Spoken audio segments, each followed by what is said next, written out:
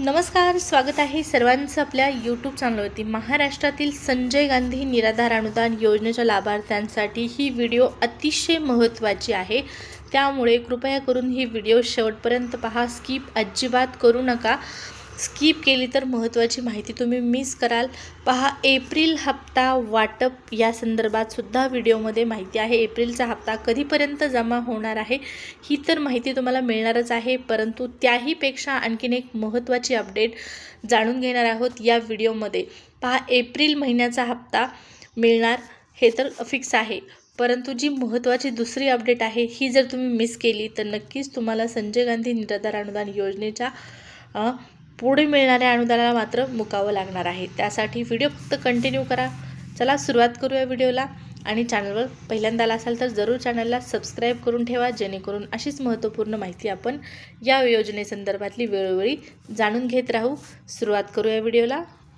महाराष्ट्र शासनाच्या माध्यमातून सामाजिक न्याय विशेष सहाय्य विभागाअंतर्गत संजय गांधी निराधार अनुदान ही योजना सुरू करण्यात आलेली आहे। आणि आता या योजनेमध्ये एप्रिल महिन्यापासून एक महत्त्वपूर्ण बदल झालेला आहे। या योजनेचे जे दिव्यांग बांधव होते, जे दिव्यांग लाभार्थी होते, त्यांना आता सेपरेट दिव्यांग सक्षमीकरण विभागाकडे वर्ग करण्यात आलेला आहे। त्यांना दिव्यांग सक्षमीकरण विभागामध्ये ट्रान्सफर करण्यात आलेला आहे, इथपर्यंत सर्वांना माहिती आहे। परंतु पहा, या योजनेतील लाभार्थ्यांसाठी मग ते दिव्यांग बांधव असतील किंवा इतर लाभार्थी असतील, या सर्व लाभार्थ्यांसाठी एप्रिल महिना खूप महत्त्वाचा आहे। आता एप्रिल महिना का महत्त्वाचा आहे? एप्रिलचं अनुदान तर मिळणार आहे, ते सर्वांना मिळणार आहे, त्यामध्ये काही शंका नाही। 1-2 दिवस उशिरा मिळतं पण ते मिळणार आहे। पण एप्रिल महिना का महत्त्वाचा आहे तर पहा, इथून पुढे म्हणजे एप्रिल नंतर प्रत्येक महिन्यामध्ये तुम्हाला अनुदान जमा व्हावं असं वाटत असेल तर एप्रिलमध्ये ज्या काही सूचना येतात त्या सूचनांचं पालन करणं खूप गरजेचं आहे। पहा, सामाजिक न्याय विशेष सहाय्य विभागांतर्गत एक महत्त्वपूर्ण नोटिफिकेशन जारी करण्यात येते। काय नोटिफिकेशन आहे ही किंवा काय नोटिफिकेशन असते ही? तर ही नोटिफिकेशन असते एप्रिल महिन्यामध्ये लाभार्थ्यांना उत्पन्नाचा दाखला आणि हयातीचा दाखला सादर करण्यासंदर्भात। संजय गांधी निराधार अनुदान योजनेतील प्रत्येक लाभार्थ्यांसाठी उत्पन्नाचा दाखला आणि हयातीचा दाखला सादर करणं आवश्यक आहे, गरजेचं आहे सुरळीतपणे अनुदान मिळण्यासाठी। पण यामध्येही आणखीन एक महत्त्वाचा मुद्दा आहे, तो म्हणजे या योजनेतील जे लाभार्थी 50 वर्ष किंवा त्यापेक्षा अधिक वयाचे आहेत, अशा लाभार्थ्यांना हा उत्पन्नाचा दाखला वर्षातून दरवर्षी सादर करायचा नाही, तर 5 वर्षातून एकदा सादर करायचा आहे। अशा प्रकारचा एक महत्त्वपूर्ण निर्णय मागच्या वर्षी घेतलेला आहे।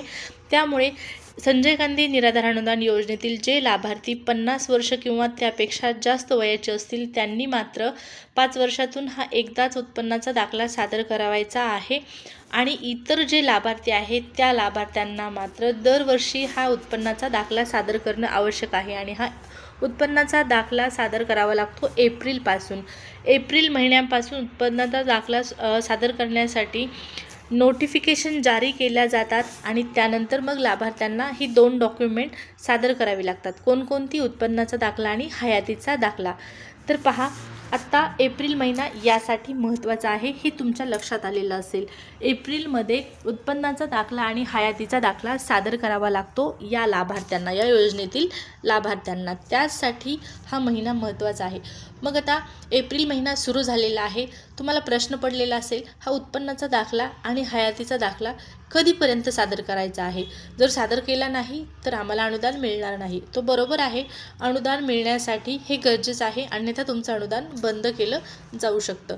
परंतु पहा, हा उत्पन्नाचा दाखला सादर करण्यासाठी तुम्हाला ऑफिशियल नोटिफिकेशन पोर्टलवरती किंवा तहसील कार्यालयाच्या माध्यमातून, जिल्हाधिकारी कार्यालयाच्या माध्यमातून पोर्टलवरती मेसेज येत नाही किंवा नोटिफिकेशन येत नाही। जिल्हाधिकारी कार्यालय आणि तहसील कार्यालयाच्या माध्यमातून या ठिकाणी पहा, अशा प्रकारच्या प्रेस नोट जारी करण्यात येतात, नोटिफिकेशन जारी करण्यात येतात आणि त्याच वेळेस हा उत्पन्नाचा दाखला सादर करावायचा असतो।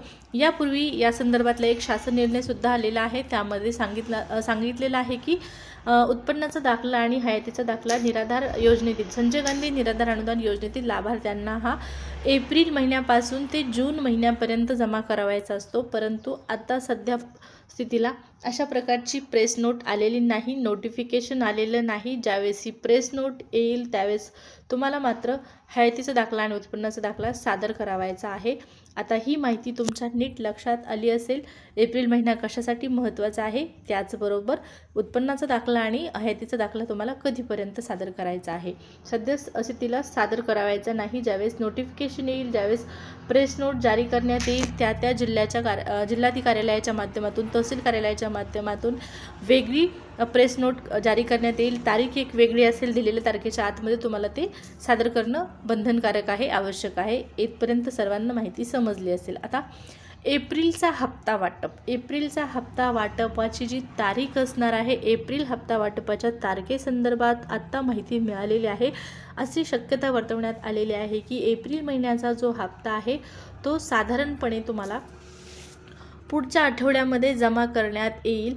आत्ता सद्यस्थितीला हा एप्रिलचा जो हप्ता आहे तो वितरित करण्यासंदर्भात राज्य शासनाच्या माध्यमातून कोणताही निधी मंजूर करण्यात आलेला नाही. सामाजिक न्याय विभागाच्या माध्यमातून, दिव्यांग सक्षमीकरण विभागाच्या माध्यमातून कोणताही निधी उपलब्ध झालेला नाही. त्याचबरोबर नोटिफिकेशनसुद्धा आलेलं नाही. तुम्हाला माहीत आहे मागच्या महिन्यामध्ये असाच गोंधळ झालेला होता. नोटिफिकेशन आलं होतं पोर्टलवरती, परंतु ते नोटिफिकेशन काही कारणास्तव काढून टाकण्यात आलेलं होतं आणि ते कारण म्हणजे सामाजिक न्याय विभागांतर्गत ज्यावेळेस नोटिफिकेशन जारी केलं गेलं त्यावेळेस सामाजिक न्याय विभागाच्या स्तरावर प्रश्न विचारला गेला सामाजिक न्याय विभागाला की आत्तापर्यंत निधी मंजूर नसताना नोटिफिकेशन किंवा मेसेज पोर्टलवरती का टाकलेलं आहे किंवा टाकण्याचं कारण काय आहे, कसं काय टाकलेलं आहे, अशा पद्धतीचा सवाल विचारला असता ते नोटिफिकेशन काढून टाकण्यात आलेलं होतं. त्यामुळे सर्वात अगोदर गरजेचं आहे निधी मंजूर होणं. निधी मंजूर झाल्यानंतरच वितरणाची प्रोसेस सुरू होते. DBT प्रोसेस होण्यासाठी सुद्धा एक अशा पद्धतीने पूर्वतयारी करणं गरजेचं असतं शासन स्तरावर. पहा, तर ही प्रोसेस आणखीन सद्यस्थितीला सुरू झालेली नाही. ज्यावेळेस या संदर्भात ऑफिशियल अपडेट मिळेल त्यावेळेस नक्की तुम्हाला मी कळवेल.